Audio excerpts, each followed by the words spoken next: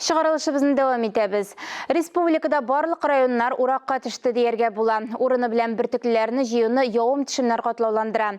Әмі Татарстан егеншілері ысталық һәм заманча технологияларының хауа шартларына қаршы тұра алуын испатлы.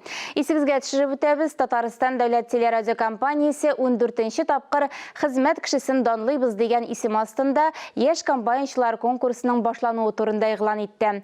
Муслим районында урақ барышын біздің хабаршыларыбызда көріп қайтты.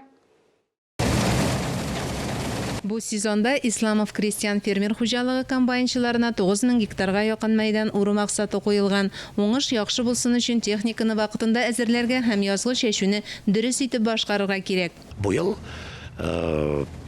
жыл 10 жылға бір келе тұрған деп айтамын, мен аны яқшы урожай елі ерінмеше яз күні, күз күні тер төгіп ішлеген кіші ерінмеше технологиясына туры кетіріп, тырышып ішлеген кішінің бұйыл епей бар. Машиналар жетерлік, ішлерге кішілер бар, яшілер, олы яштағы абзайлар да бар.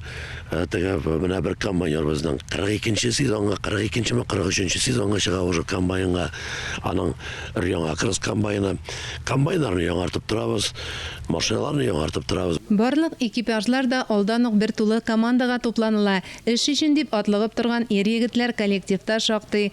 Ринал Хажиев шәшу һәм жерні ашламалауда қатнашқан. Бүгінгі күнде оңышларынан өзі де қанағат. Уборка бил әйбәт бара, Аллаға шүкір. Погода позволяется әйбәт кенә сугып үтеребез. Ипиләр әйбәт, ире оңыш әйбәт, техника әйбәт кенә ши, подвайтмаса әйбәт кенә Алла берса әйбәт кенә сугып үтеребез.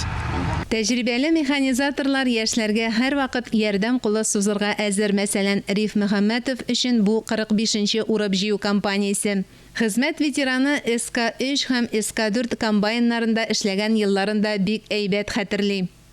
Безнең егетләр бүткәсе берничә ел эшләнгәннәр. Күп әйберләрне үзләре дә белә, но инде яңарак торганча ярдәм итеп киләүләрен бөтенсен. Илгиз Исламов шәшкешләр һәм шәшу комплекслары җитештерүче Муслим заводын җитәкли. Тимер атларны иярләүчеләр арасында предприятие хезмәткәрләре дә бар. Кышын алар станоклар артында, язын һәм җәен басуларда көч куя. Мондый әзерлек белән Муслим комбайнчыларының хезмәт кешесен данлыйбыз конкурсында җиңүе дә ихтимал. Әлеге конкурсны Татарстан дәүләт телевидениесе, авыл хуҗалыгы һәм азык-төлек министрлыгы, шулай ук Казан дәүләт аграр университеты белән берлектә үткәрә. Быелгы уракның абсолют лидерлары урып җыю нәтиҗәләре буенча билгеләнә. Мөршидә Җиһан, Дмитрий Второв, Александр Решоткин, Татарстан каналы өчен Муслим районыннан.